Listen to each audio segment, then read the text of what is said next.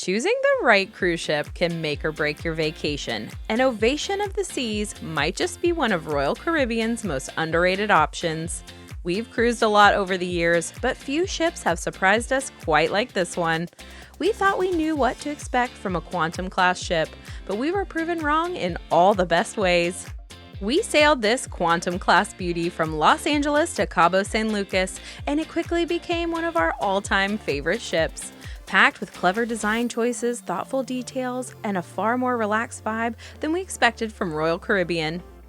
And while it's not as massive as the newest mega ships on the East Coast, Ovation of the Seas holds the title as the largest ship sailing regular itineraries on the West Coast, and in our opinion, one of the most well-designed and enjoyable ships we've ever experienced. And in today's video, we're going to show you why.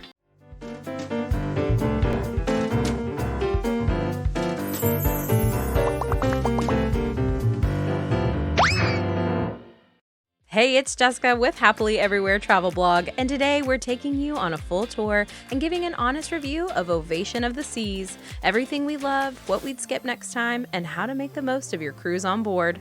But first, let's talk a little about the ship itself. Ovation of the Seas is part of Royal Caribbean's innovative Quantum class, a fleet known for combining bold, high-tech thrills with surprisingly elegant design.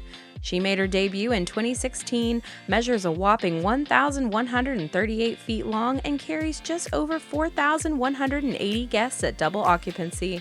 Despite that size, though, she never felt chaotic, and if you've cruised before, you know just how important that can be.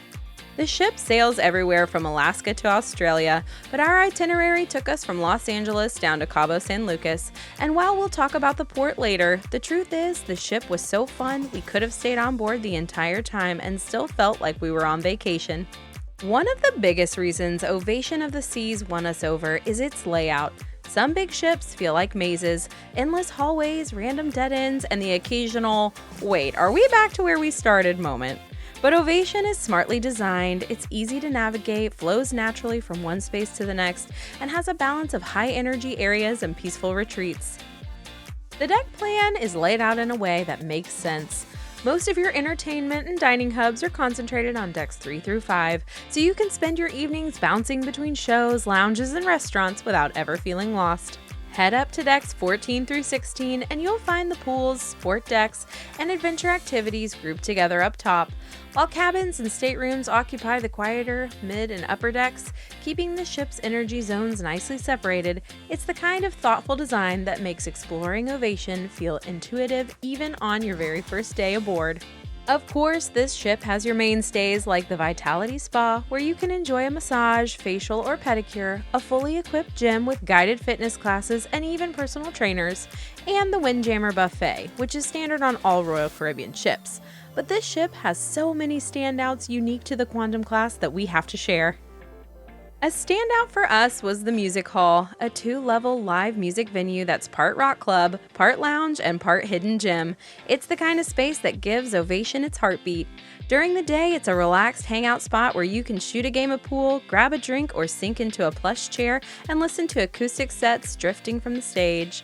It's also one of the best places on board for trivia and casual daytime activities if you want to take a break from the sun. But at night, that's when the music hall really comes alive. The lighting drops, the sound system cranks up, and it transforms into one of the most electric spaces on the ship.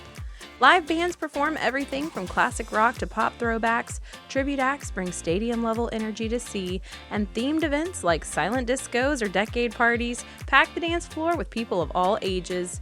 You can be front and center dancing under the lights or watching from the upper mezzanine with a cocktail and still feel the energy pulsing through the space. What we loved most was how authentic it felt. Unlike some cruise ship venues that lean a little too polished or predictable, the music hall felt like a real night out, the kind of place you'd stumble into on vacation and end up staying way later than planned. It's lively, social, and easily one of the most memorable parts of the onboard experience. We also loved the Seaplex, a multi-purpose sports complex that transforms throughout the day. Bumper cars in the afternoon, pickleball or basketball in the evening, and even roller skating in between. It's one of those spaces that keeps families entertained but also feels fun for adults too. And then there's the 270, a massive, high-tech lounge at the back of the ship with 270-degree ocean views by day and cutting-edge shows by night. It's part theater, part art installation, and part how did they even build this on a ship? The technology is wild. Giant robotic video screens, immersive projections, but the space itself is just as impressive as the shows. What stood out most, though, is how the ship felt. Despite being over 1,100 feet long and carrying more than 4,000 passengers, it never felt crowded or overwhelming. Walkways are wide, public areas are thoughtfully spaced, and there are plenty of cozy corners to sit with a coffee and people watch without feeling like you're in the middle of a theme park. If there's one thing Ovation of the Seas gets absolutely right, it's how it handles pool and family spaces. Too many ships cram everyone into one chaotic pool deck where cannonballs and cocktails collide, but here there's truly something for every kind of cruiser. Let's start with the adults-only solarium. It's a glass enclosed retreat at the front of the ship with cascading pools, hot tubs, and loungers that practically invite you to nap. There's a full bar and attentive bar staff, and some of the best views from the ship. Here's the twist. Unlike many other solariums that feel like humid greenhouses, this one has excellent air conditioning and kept us nice and cool in the Cabo heat. It's bright, tranquil, and never once felt like we were melting in a terrarium. Families aren't forgotten either. There's a covered indoor pool, ideal for cooler weather or when you just want a break from the sun. And the main outdoor pool deck stays lively but never chaotic. On sea days, we were shocked to find loungers available every time we looked. No early morning towel wars required. And then there's Splashaway Bay, which is an absolute win if you're cruising with toddlers. Think colorful mini slides, water cannons, and fountains designed specifically for younger cruisers. What really impressed us was that there's no height requirement for these slides anymore. Older videos we watched while planning for our trip mentioned a 42-inch minimum height requirement, so we were nervous, but our 3-year-old was able to enjoy everything without a problem. If you have little ones in swim diapers, there is an absolutely adorable splash area just for them with fun spinning sprayers and shallow water to splash in. But keep in mind, any children in swim diapers will not be allowed into Splashaway Bay or any of the main pools. And if you have older kiddos, you won't find larger water slides like you will on some of the larger Royal Caribbean ships, which might be a real bummer. Another highlight is the iFly skydiving simulator, an included activity that delivers a true adrenaline rush without ever leaving the ship. And if skydiving isn't your thing, the North Star experience offers a completely different kind of thrill. This glass observation capsule gently lifts you high above the ship and slowly rotates, giving you sweeping panoramic views of the ocean, ports, and the ship itself. It's part photo op, part bucket list moment, and something you really shouldn't miss. And when it comes to traveling with kids, Adventure Ocean absolutely over-delivers. This isn't just a room with a few toys, it's a vibrant, dynamic kids club where the crew members went above and beyond. The space is bright, welcoming, and divided into age-specific zones, so kids are always doing something suited to their level. One day might be hands-on science experiments and messy art projects, the next could be themed scavenger hunts, costume parties, or group games that have them fully engaged. We were a little hesitant at first about dropping our child off, but by day 2, he was racing through the doors without a backwards glance. Every pickup came with a handful of crafts, a dozen new stories, and that I can't wait to go back excitement that tells you they're having the time of their lives. And as a bonus, it gives parents a few blissful hours to sip a drink, read a book, or just enjoy the ship knowing the kids are more than happy and completely entertained. Cruise food can be hit or miss. Sometimes it's a wow-worthy meal at sea, and sometimes it's, well, a buffet that reminds you of a high school cafeteria on a good day. The good news, Ovation of the Seas leans far more towards the wow end of that spectrum. Let's start with the main dining rooms. There are 4 of them, each with its own name and subtle theme. Our favorite was Silk, which had an Asian-inspired flair with lanterns and dragons and beautiful red plush dining chairs.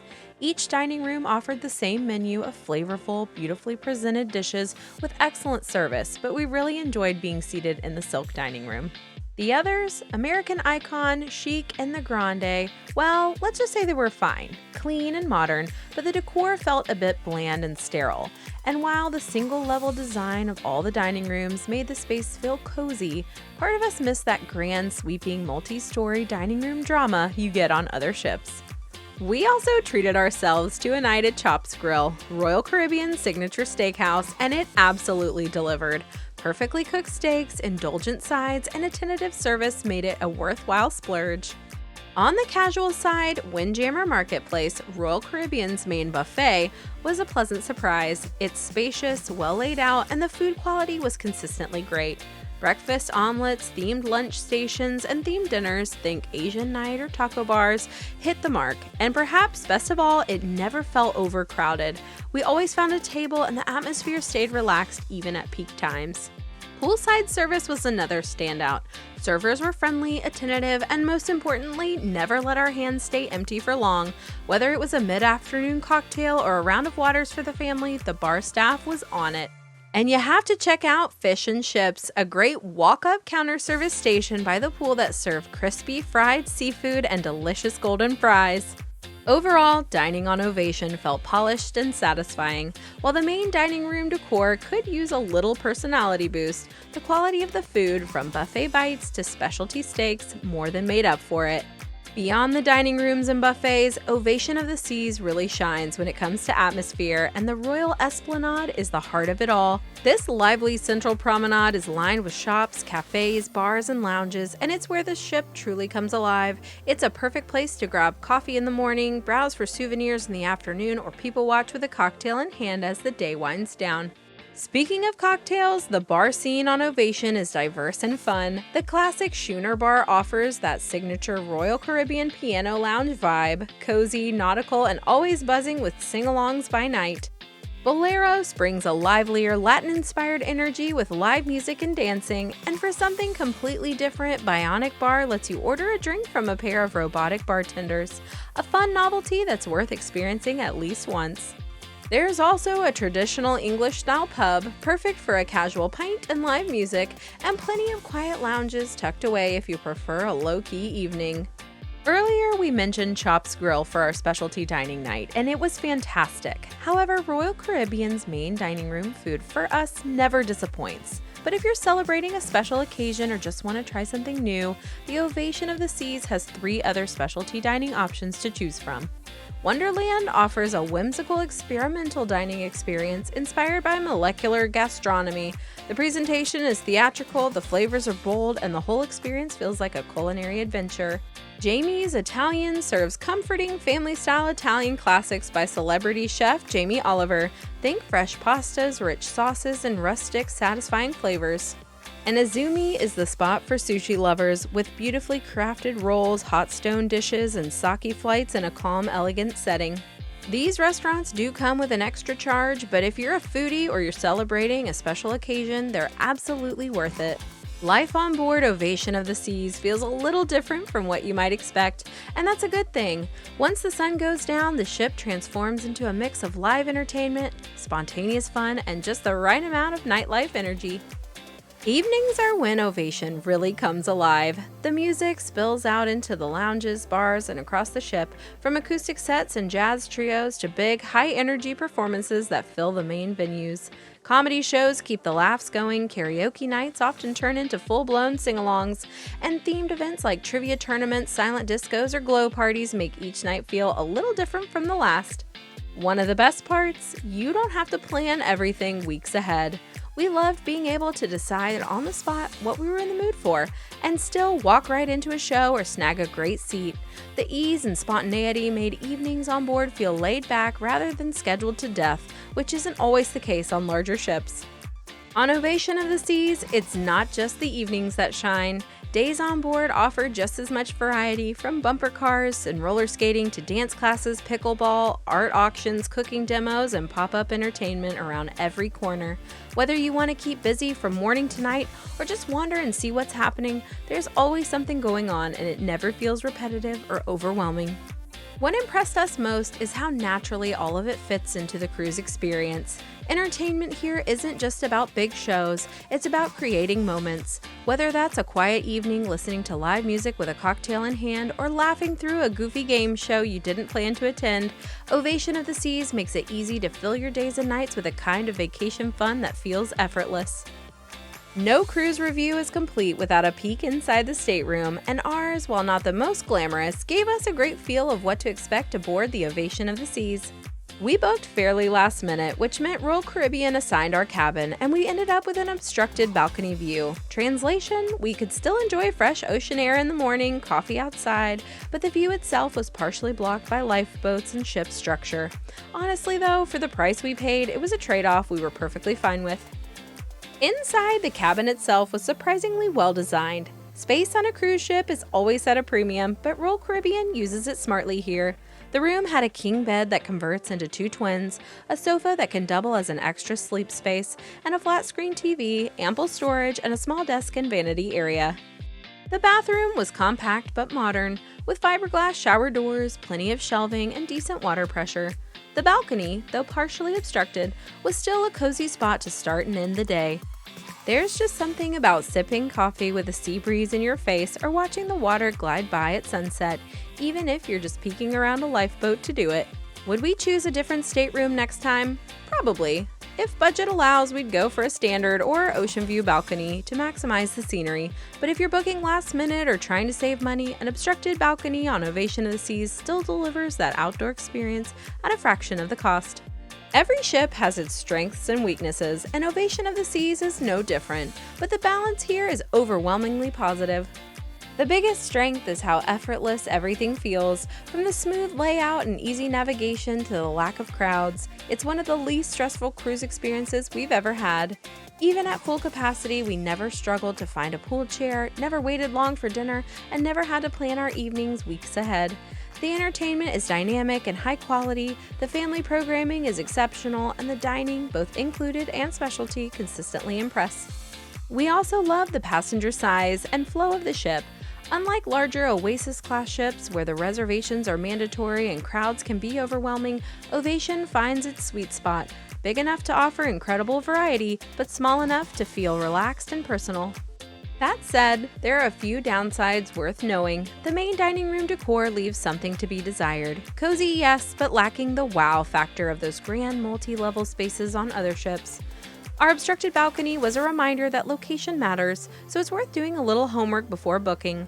And port logistics, especially tendering, can be unpredictable if you're not on a Royal Caribbean excursion, so plan accordingly. But honestly, those are minor notes in an otherwise standout symphony. The ship's strengths far outweigh its flaws, and for most cruisers, those small drawbacks will barely register once you're on board and exploring everything Ovation has to offer. At the end of the day, Ovation of the Seas surprised us in the best way possible. We went in expecting a fun cruise and left genuinely impressed by how thoughtful, balanced, and enjoyable the ship was from bow to stern. It's big but never overwhelming, it's packed with activities but never feels chaotic, and it somehow manages to keep thousands of passengers entertained, well-fed, and relaxed without the usual cruise frustrations. No endless lines, no chair battles, no constant pressure to book things weeks ahead, and it's cruising made simple, but it's still exciting. If you're a family, the ship is a home run. If you're a couple or adult travelers, the ship delivers plenty for you too. And if you're a first-time cruiser, Ovation is an ideal introduction. For us, Ovation of the Seas checks nearly every box. It's stylish without being stuffy, exciting without being exhausting, and family-friendly without feeling like a floating playground. It's the kind of ship that makes you wish sea days were just a little longer, and one we'll happily sail on again. If you're planning your next cruise and want a ship that blends innovation, relaxation, and fun without the usual stress, Ovation of the Seas should absolutely be on your list. And if you found this review helpful, make sure to hit subscribe, because here at Happily Everywhere Travel Blog, we're all about honest reviews, smart travel tips, and making every vacation truly unforgettable. Again, it's Jessica with Happily Everywhere Travel Blog, and we'll see you in the next one.